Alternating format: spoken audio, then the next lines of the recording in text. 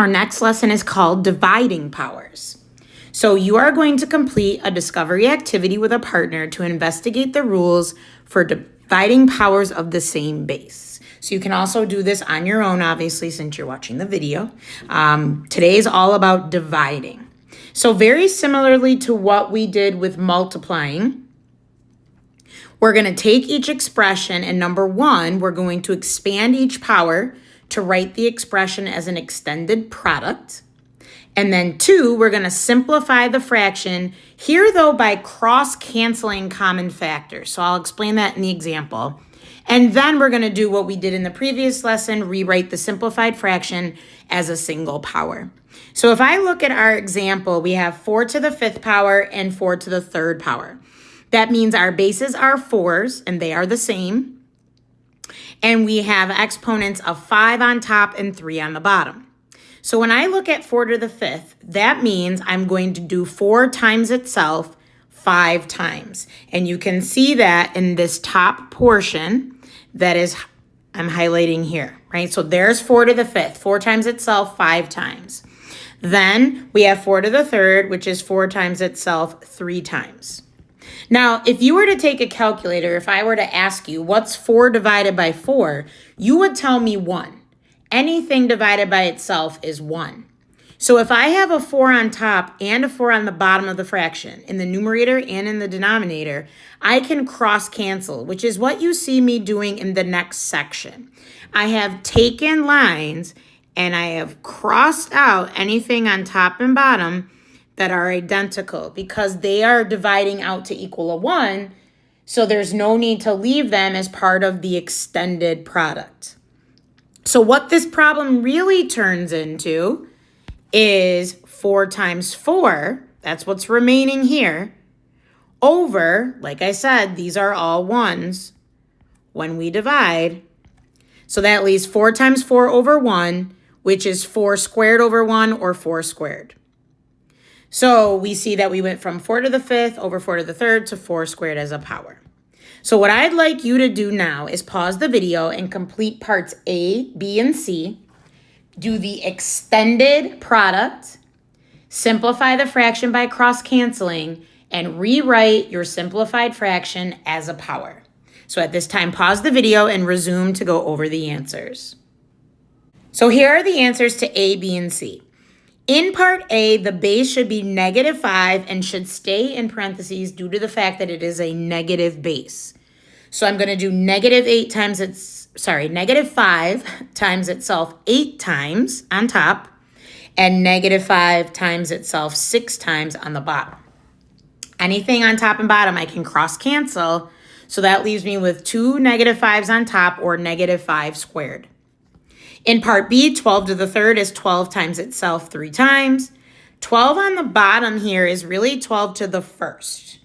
So we're going to cross cancel out the 12s that we can, and we end up with 2 12s, which is 12 squared.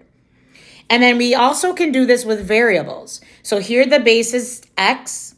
On top, x times itself 10 times. In the denominator or the bottom, x times itself 8 times. Whatever cancels, cancels, and we have x times x left on top, which is x squared.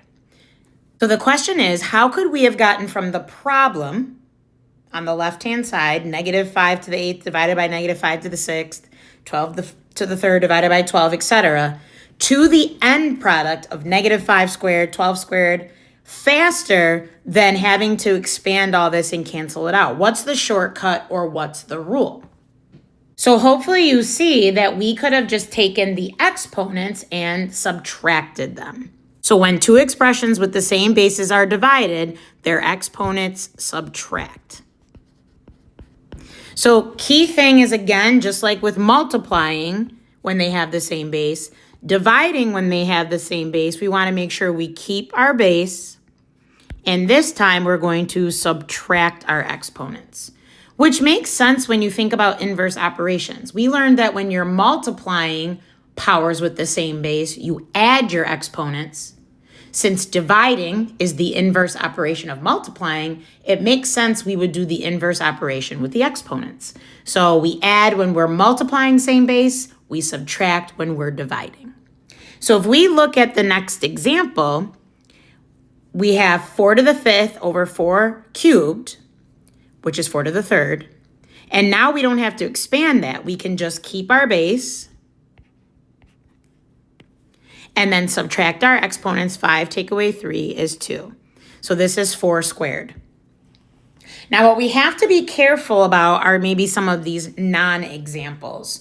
So one thing that I see happen sometimes is that we remember to subtract the exponents, but we forget we're supposed to keep the base. So I will sometimes get an answer of 1 squared instead of 4 squared. Subtract the exponents correctly, but accidentally also divided the bases, which you should not do. So we're going to slash that equal sign. The bases should stay the same. Now looking at the next example, 4 to the 15th over 4 to the 3rd, a lot of people will think, well, since it's dividing, I should divide the exponents, 4 to the 5th. Again, that is incorrect. We're going to slash that. We know from our investigation that everything's going to cancel out, and it's subtraction that will give us the correct exponent. So we'll look at some basic examples together here. It says rewrite each expression in simplest form, so we'll use our exponent rules to do that. And then we'll evaluate any numerical expressions that are present.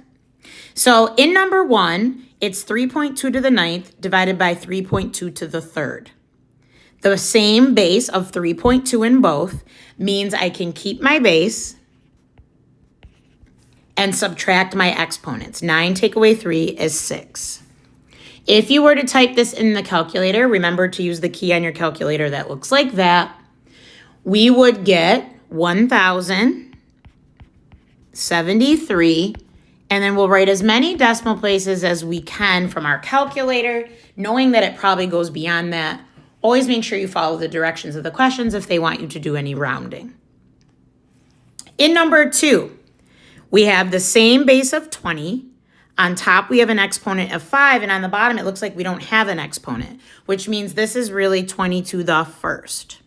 So we'll keep our base of 20, and we'll subtract our exponents. 5 take away 1 is 4. In number 3, we have a fractional base, 5/8. That's why you see the parentheses being used. Anytime the base is a negative or a fraction, there will be parentheses around it. So very similar to number 2, we see this 5/8 with no exponents. We're going to put in a 1. And I just wanted to show you that it can be written as a fraction like in number 2, or you could see an actual division symbol like in number 3. Either way, we're still dividing, and the rule is to keep the base. So since it's a fraction, we must keep it in those parentheses. And then 6 take away 1 would be 5. So on your calculator, you're going to want to type it exactly as you see it. The parenthesis key, then use your fraction template to put in 5/8. Close your parentheses and raise it all to the 5th power. The 5 and the 8 needs to be raised since they're both inside the parentheses. So on your calculator, you should get 0.095367 If it gives you a fraction first, you can write that fraction down and then change it to a decimal. In number 4, our base is -3. So since it's negative, notice the parentheses around it. We will keep our base of -3, and then we are going to subtract our exponents. So if I take 7 minus 4, I get 3. So we're going to type this in our calculator, again, exactly as you see it, with parentheses and everything, or you will possibly get an incorrect answer. So the answer here should be -27. Now, with our more advanced examples, we have to be careful of a few things. Example 1 is giving us our first more advanced problem where we have to watch out for the exponents. So again, we're going to rewrite each one in simplest form, but we're going to evaluate any of the numerical ones. So the tricky one with this is that in number 1, there's actually a negative exponent on the bottom. And we will be talking more about negative exponents in the future. But for right now, we're using it to show something unique that can happen when we are dividing. So in this problem, our bases are 4. So we have the same base. I'm going to keep the base. And I want you in this example to write it out. So on the very bottom, put an asterisk and write it out. Very important because something special is about to happen. I'm going to write the first exponent, which is a 2. That's the exponent on top. The rule for division is to subtract the exponent. So I'm going to put a subtraction symbol to show the rule. Then the exponent on the bottom is a -2. So if we do not write it out, we won't see that this is actually a double negative, which changes to a positive, and that means this is 4 to the 4th. A lot of times what I'll get is somebody will tell me the answer is 4 to the 0. They'll just do 2 minus 2. We have to remember that it's 2, subtract because that's the rule, then the bottom exponent is a -2. And if it helps you, you can even put that second one in parentheses if you'd like. So 4 to the 4th on your calculator gives you 256. Now the reason number 2 is here is because very similar to the previous lesson, we have bases that are the same here, but then we have different bases that are the same here. So we can only use the rule on the bases that are the same. So for the r base, 8 take away 5 is 3. That would be r to the 3rd power. And for the s's, 6 take away 2 is 4. So it'd be s to the 4th. Now, just like our previous lesson, we may have problems that have coefficients in front of our base that we also have to do the operation for. So for this one, we're going to divide the coefficients. The coefficients are the numbers in front of the variables, right? So these are my coefficients. Those are going to get divided the way numbers have always been divided. 16 divided by -4 is -4. Then we can use our exponent rules on our bases and exponents. So here the base is y. The exponent on top is 8. The exponent on the bottom is 2. 8 take away 2 is 6. So y to the 6th. And that's the answer when you have this coefficient in front. So let's look at a couple more examples here. We have -20x to the 5th, y to the 3rd, divided by 4x to the 3rd, y squared. So coefficients first, -20 divided by 4 is -5. For the x's, 5 minus 3 is 2. So keep the base x, exponent is now 2 from subtracting. And y's, we're going to keep the base, and 3 minus 2 is 1. So you do not have to write the 1. Most often you'll just see it written as -5x squared y. In number 2, we have coefficients of -9 and 3. So -9 divided by 3 would be -3. There are no x's on the bottom, but we have x cubed on top. So that just means x cubed, or x to the 3rd, is not getting divided by any x's. So it stays what it is, x cubed. And then for our r's, r to the 5th, on the bottom this is really r to the 1st. So 5 take away 1 would be r to the 4th. Now that we've learned more than one rule, we can also be asked to combine the rules. So we can also combine the rules for multiplying powers with the same base with dividing powers with the same base. And you still want to keep in mind your order of operations. So we want to always multiply before we divide. So remember from previous lesson, multiplying powers with the same base, you're going to add the exponents.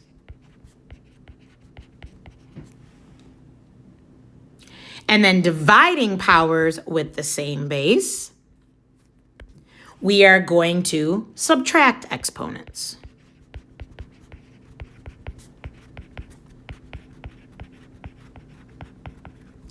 So let's look at an example together. Right now it looks a little funky and weird because we have a fraction and not a fraction. So my first suggestion would be to rewrite this problem as 5 over x cubed. Now if they're written right next to each other, that is multiplication. So I'm going to put a dot. And to make 3x to the 8th a fraction, all I have to do is put it over 1. So that means when we look at this problem, we multiply the fractions by multiplying across the top. 5 times 3 is 15 x to the 8th because there's no other x's to multiply by on top. And then on the bottom, x to the 3rd times 1 is x to the 3rd. Now this looks more like what we did in our previous problems, and we can follow the rules.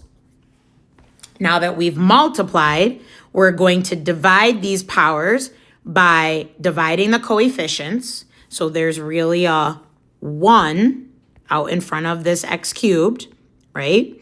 So we would have 15 divided by 1 is 15.